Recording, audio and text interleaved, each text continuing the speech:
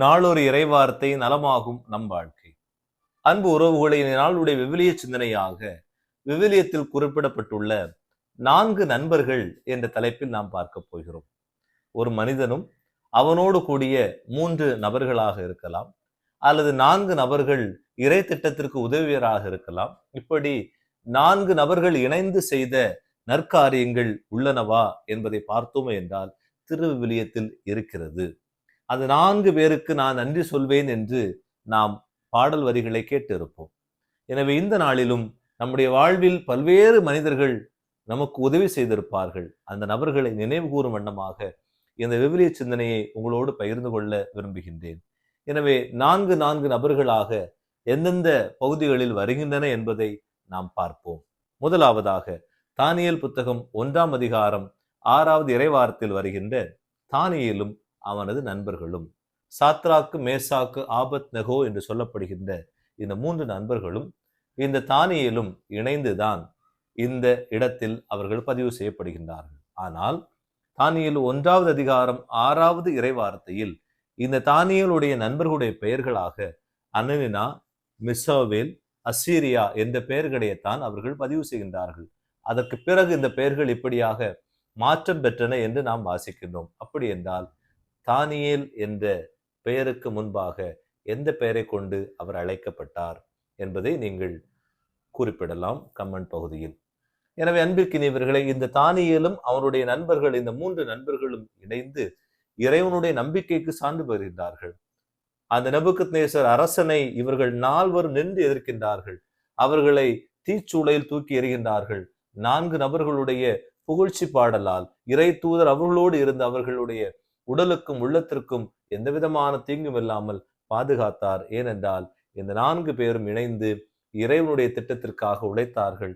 எனவே இறைவன் அவர்களோடு இருந்தார். அடுத்ததாக இயேசு கிறிஸ்துவோடு இருந்த அந்த 3 நபர்கள், இயேசு கிறிஸ்துவும் அந்த 3 நபர்களும் மார்க்கு நற்செய்தி 14ஆம் அதிகாரம் 32, 33 ஆகிய வார்த்தைகளில் பேதுரு, யோவான், யாக்கோபு இவர்கள் 3வரும் இயேசுவோடு இணைந்து அடிக்கடி மலை மீது ஏறி ஜெபித்தார்கள் என்று நாம் வாசிக்கின்றோம். எனவே இந்த இயேசுவும் இந்த 3 சீடர்களும் மிகவும் நெருக்கமானவர்கள். யாயூருடைய மகளை அவர் உயிர்ப்பித்த போது, கெத்செமனே தோட்டத்தில் அவர் ஜெபித்த போது, இப்படியாக முக்கியமான நிகழ்வுகளில் இந்த சீடர்கள் இந்த இயேசுவோடு இருந்தார்கள். எனவேதான் இந்த சீடர்கள் இன்னும் ஆழமாக கிறிஸ்துவை அறிந்து கொள்ளவும், இன்னும் ஆழமாக அபரிவிதமாக இந்த சீடர்கள் கிறிஸ்துவை பற்றி பிறருக்கு அறிவிக்கின்ற அந்த நம்பிக்கையை இந்த இறைமகன் இயேசு கிறிஸ்துடன் பெற்றார்கள். இவர்கள் 4வரும் எப்போதும் இணைந்திருந்தார்கள் என்பதை நாம் திருவிவிலியத்தில் அவ்வப்போது வாசிக்கின்றோம். 3வதாக திமிர்வாதக்காரனை சுமந்து வந்த இந்த மனிதர்கள். முடக்குவாதமுற்ற மனிதன், அவன் எழுந்து நடக்க முடியாது. எனவே மார்க்கு நற்செய்தி 2ஆம் அதிகாரம் 3வது இறைவார்த்தையில் மிக ஆழமாக இயேசு ஒரு வீட்டினுள் பேசிக்கொண்டிருக்கிறார்.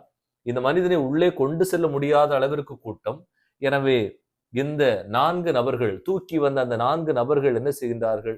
அந்த வீட்டினுடைய மேற்கூரையை பிரித்து மேற்கூரையின் வழியாக இந்த முடக்குவாதமற்ற மனிதனை வீட்டிற்குள் இறக்கினார்கள். அந்த நம்பிக்கையை கண்டு ஆண்டவர் இயேசு அவரை எழுந்து நடக்க சொன்னார் என்பதை நாம் பார்க்கின்றோம். எனவே 4 பேர் இந்த கிறிஸ்துவின் மீது கொண்டுள்ள நம்பிக்கையினால் இந்த மனிதன் எழுந்து நடந்தான். அவன் கிறிஸ்துவின் மீது கொண்டுள்ள நம்பிக்கை என்பது இரண்டாவதாக பார்க்கப்பட்ட போது, முதலாவதாக இந்த 4 பேரும் கிறிஸ்துவின் மீது கொண்டுள்ள நம்பிக்கை இவர்களுக்கு விடுதலையை கொடுத்தது. 4வதாக உடன்படிக்கை பேழையை சுமந்து வந்த 4 ஆசாரியார்கள். யோசுவா புத்தகம் 3ஆம் அதிகாரம் 4 முதல் 6 வரை உள்ள இறை வார்த்தைகளில் உடன்படிக்கை பேழை யோர்தான் நதியை பிரிப்பதற்கு, பிளந்து 2 மக்கள் பயணிப்பதற்கு இந்த 4 நபர்களும் இந்த உடன்படிக்கை பேழையை சுமந்தார்கள். அவர்கள் வழியாக, இந்த உடன்படிக்கை பேழை சுமக்கப்பட்டதன் வழியாக இந்த இஸ்ரேல் மக்களுக்கு அடுத்த கானான் தேசத்திற்கு செல்வதற்குரிய வாய்ப்பு கிடைத்தது. அதற்கு அடுத்தபடியாக 2 அரசர்கள் புத்தகம் 7ஆம் அதிகாரம் 3வது இறை வார்த்தையில் வருகின்ற எலிசா காலத்தில் பஞ்சம் வருகிறது, பஞ்சம் நீங்குகிறது, பஞ்சம் நீங்கிவிட்டது என்ற செய்தியை 4 தொழுநோயாளர்கள் வழியாக இறைவன் இந்த இறைவாக்கின் வழியாக அறிவிக்க அனுப்புகிறார். பல்வேறு நபர்கள் இருந்தார்கள். ஆனால் இருந்த பொழுதும் இந்த 4 தொழுநோயாளர்கள் இணைந்து பஞ்சம் நீங்கிவிட்டது, கடவுள் இந்த நாட்டை மீண்டுமாக ஏற்றுக்கொண்டார் என்ற நற்செய்தியை மற்றவர்களுக்கெல்லாம் அறிவித்தார்கள். அன்பு உறவுகளே, இந்த நாளில் அந்த 4 பேரை நாம் நினைத்து பார்ப்போம்.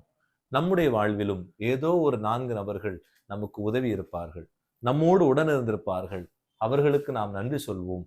அதே வேளையில் அந்த 4 நபர்களை நமக்கென முன்குறித்து வைத்த கடவுளுக்கு நாம் நன்றி சொல்ல வேண்டும். ஏதாவது ஒரு விதத்தில் கடவுள் யாரையாவது ஒருவரை அனுப்பி நமக்கு உதவுகிறார், கடமைகளை செய்ய நமக்கு வழிவகை செய்கிறார். எனவே அந்த இறைவன் நம்மை விட்டு விலகாத இறைவனாக என்றும் இருப்பார் நம்பிக்கையோடு நாமும் 4 நபர்களாக மாறுவோம். எனக்கு 4 பேர் உதவி செய்ய வேண்டும் என்று எண்ணுகிற நாம் அதே வேளையில் நான் 4 பேருக்கு உதவி செய்கின்ற மனிதவனாக, உடனிருப்பவனாக மாற வேண்டும் என்று இந்நாளில் நாம் யோசிப்போம். அதை உள்ளமேற்று தொடர்ந்து இந்த செய்தியோடு இந்நாளை நீங்கள் தூங்குங்கள். நன்றி.